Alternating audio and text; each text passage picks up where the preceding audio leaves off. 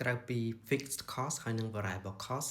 ដែលម្ចាស់អាជីវកម្មទាំងអស់មើលឃើញនៅក្នុងរបាយការណ៍ហិរញ្ញវត្ថុរបស់ខ្លួនគឺមាន cost ផ្សេងទៀតដែលវាមានសារៈសំខាន់ឬក៏វាមានឥទ្ធិពលខ្លាំងដល់អាជីវកម្មរបស់យើងហើយដែលពេលខ្លះគឺយើងមិនបានមើលដិតដល់ទៅលើ cost ទាំងអស់នោះហើយនោះគឺជា hidden cost ចឹងដូចដែលពាក្យបានបញ្ជាក់ចឹង hidden cost គឺ cost ណាដែលយើងមិនបានមើលឃើញឬក៏មិនបានចាប់អារម្មណ៍ប៉ុន្តែវាកំពុងតែកើតឡើងហើយឥទ្ធិពលរបស់វាគឺវានឹងទាញទម្លាក់ចុះនៅប្រាក់ចំណេញរបស់យើងដោយមិនដឹងខ្លួនអញ្ចឹងម្ចាស់អាជីវកម្មទាំងអស់គឺទាមទារត្រូវតែស្វែងយល់ឲ្យបានច្បាស់អំពី hidden cost នៅក្នុងអាជីវកម្មរបស់ខ្លួនហើយនឹងធ្វើយ៉ាងណាគ្រប់គ្រងកាត់បន្ថយនៅការកើតឡើងនៃ hidden cost ទាំងអស់នោះមានច្រើនប្រភេទនៃ hidden cost ប៉ុន្តែថ្ងៃនេះគឺយើងនិយាយអំពី hidden cost មួយដែលmainly គឺសម្រាប់អាជីវកម្មប្រភេទជាអាជីវកម្មដែលមាន inventory ឬក៏ដែលមាន stock ហើយ cost នោះគឺជា cost ដែលទាក់ទងនឹង inventory នេះឯង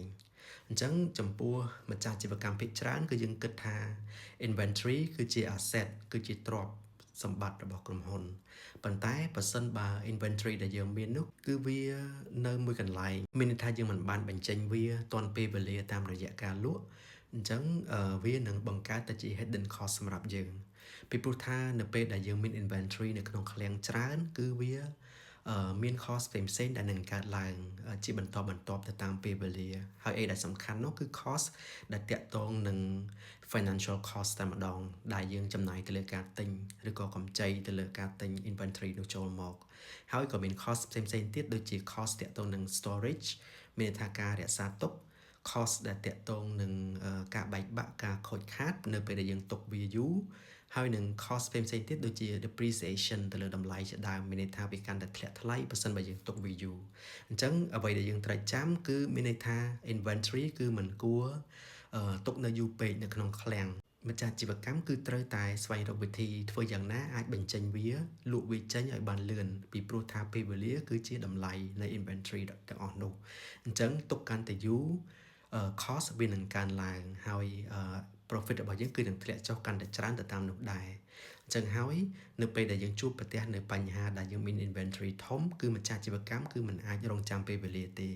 គឺយើងត្រូវតែស្វែងរកនៅ solution strategy ណាដើម្បីអាចបញ្ចេញអាចលក់វាចេញទោះបីជាក្នុងតម្លៃតិចជាងមុនឬក៏មានការថែមថយឬក៏មាន strategy ផ្សេងៗទៀតដើម្បីអាចបញ្ចេញអីវ៉ាន់ទាំងអស់នោះឲ្យបានកាន់តែលឿនតាមដែលអាចធ្វើបាននៅក្នុងវីដេអូក្រោយយើងនឹងស្គាល់ពីប្រភេទ hidden cost ផ្សេងទៀតនៅក្នុងអាជីវកម្មរបស់យើងអរគុណច្រើនចំពោះ hidden cost ទី2ដែលតែងតែកើតឡើងហើយដែលម្ចាស់អាជីវកម្មភាគច្រើនគឺបានប្រើយុទ្ធសាស្ត្រខុសនោះគឺជា customer credit មានន័យថាជាការផ្ដល់ credit ទៅ customer ក្នុងការបង់ត្រឡប់ឬក៏ pay ត្រឡប់មកវិញចំពោះតម្លៃទំនិញឬក៏តម្លៃសេវាកម្មអញ្ចឹងចំពោះម្ចាស់អាជីវកម្មមួយចំនួនគឺគាត់គិតថាគឺគាត់ត្រូវការចំនួន customer ច្រើនឬក៏ត្រូវការបង្កើនការលក់របស់គាត់អញ្ចឹងហើយគឺគាត់បានប្រើយុទ្ធសាស្ត្រមួយគឺផ្ដល់នៅ credit ដែលមានរយៈពេលយូរអាចទៅដល់លើសពី1ខែទៅដល់60ថ្ងៃឬ90ថ្ងៃជាដើមគាត់គិតថាធ្វើបែបនេះគឺដើម្បីទាក់ទាញអតិថិជនឲ្យទិញទំនិញរបស់គាត់ហើយនឹងបង្កើននៅការលក់របស់គាត់ប៉ុន្តែគាត់បានភ្លេចគិតថានេះគឺជា cost មួយហើយដែលវាគឺជា cost មួយដែលមានគ្រោះថ្នាក់ធំបំផុតទៅដល់អាជីវកម្មដោយតែយើងដឹងហើយថានៅពេលដែលយើងផ្ដល់នៅ credit រយៈពេលយូរទៅកាន់ customer របស់យើងវានឹងប៉ះពាល់ទៅដល់លទ្ធភាពក្នុងការប្រមូលទុនត្រឡប់មកវិញហើយវានឹងប៉ះពាល់ទៅដល់ cash flow របស់អាជីវកម្មរបស់យើងអញ្ចឹងនៅពេលដែលអាជីវកម្មរបស់យើងមានបញ្ហា cash flow មិនអាចបង្វិលទុនបានទាន់ពេលវេលានោះនឹងអាចប៉ះពាល់ទៅដល់ business របស់យើងទាំងមូលម្ចាស់អាជីវកម្មមួយចំនួននឹងឈានទៅដល់ការកម្ចីបន្ថែមដើម្បីទប់ទល់នៅក្នុង operation របស់ខ្លួនហើយក្រៅពីនេះទៀតវានឹងប៉ះពាល់ទៅដល់ long term growth របស់អាជីវកម្មដូចគ្នាមានន័យថាអាជីវកម្មគឺមានផលវិបាកក្នុងការពង្រីកខ្លួនឬក៏អាចបង្កើននៅសកម្មភាពផ្សេងៗបានដោយសារតែបញ្ហា cash flow នេះឯងអញ្ចឹងហើយជា advice ទៅកាន់ម្ចាស់អាជីវកម្មទាំងអស់គ្នាគឺមានការប្រុងប្រយ័ត្ននៅពេលដែលយើងផ្ដល់ credit ទៅកាន់ customer យើងគួរតែឈរលើគោលការណ៍ដែលជាក់លាក់និងផ្ដល់ credit ទៅកាន់លក្ខខណ្ឌណាមួយដែលមានការសិក្សាច្បាស់លាស់ហើយនឹងទៅកាន់ customer ណាដែលជា customer ដែល loyal ឬក៏ customer ដែលនឹងផ្ដល់ business មកវិញបានច្រើនឬក៏ក្នុងកម្រិតណាមួយដែលធ្វើឲ្យអាជីវកម្មរបស់អ្នកអាច sustain បាន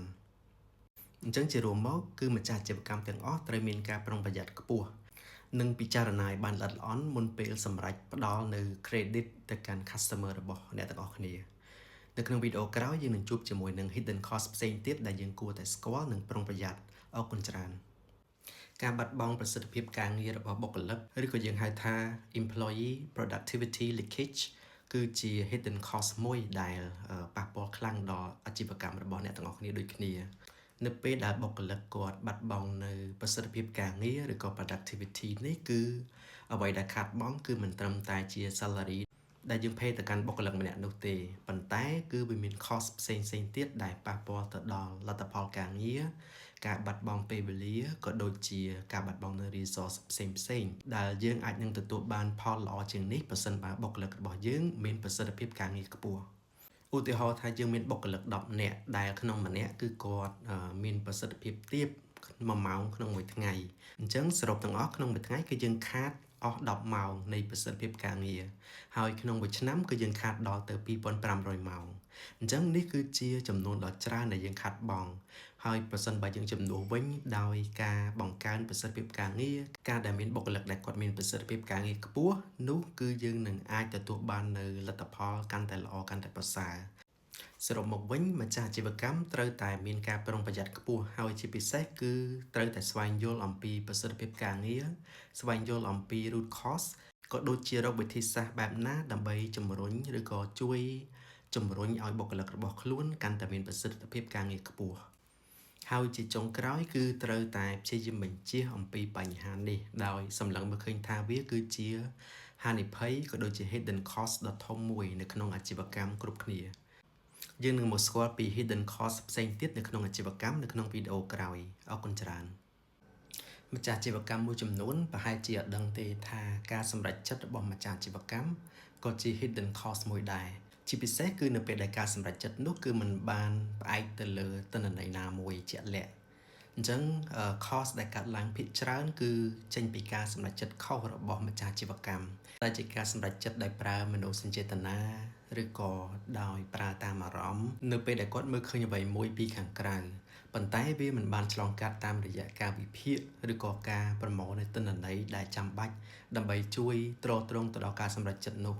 អញ្ចឹងការសម្រេចចិត្តនោះគឺមានគ្រប់រូបភាពនៅក្នុងអាជីវកម្មសប្តាហ៍ថ្ងៃ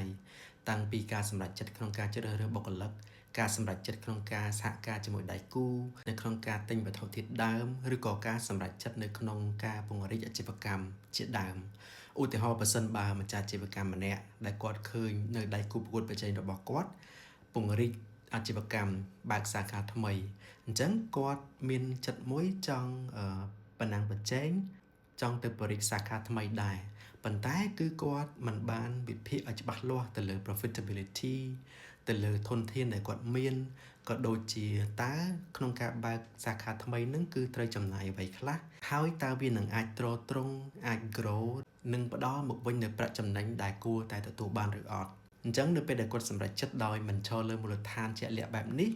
គឺគាត់នឹងជួបនៅបរាជ័យឬក៏ជួបនៅការខាតបង់ដោយសារមានកត្តាជាច្រើនដែលគាត់មិនបានមើលអស់ដូចជាថាតើក្នុងការបរិយាអាជីវកម្មថ្មីនោះគឺគាត់មានសមត្ថភាពក៏ដូចជាសមត្ថភាពគ្រប់គ្រាន់ដើម្បីគ្រប់គ្រងវាឬអត់ហើយអីដែលសំខាន់តើការពង្រីកនោះគឺវានឹងជួយដល់អាជីវកម្មរបស់គាត់ដើម្បីពង្រីកទីផ្សារដើម្បី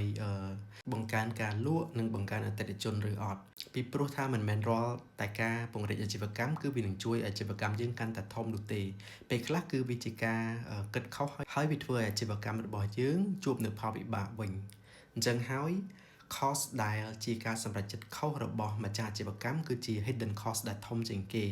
ហើយដែលម្ចាស់អាជីវកម្មមួយចំនួនដែលគាត់ធ្លាក់ទៅក្នុងបញ្ហានេះអញ្ចឹងដើម្បីកុំឲ្យមាន hidden cost នេះកើតឡើងត្រូវប្រុងប្រយ័ត្នហើយកុំសម្រេចចិត្តដោយមិនឈរលើមូលដ្ឋានមួយណាជាក់លាក់ឲ្យសោះជួបគ្នានៅវីដេអូក្រោយជាមួយនឹង hidden cost ផ្សេងទៀតអរគុណច្រើន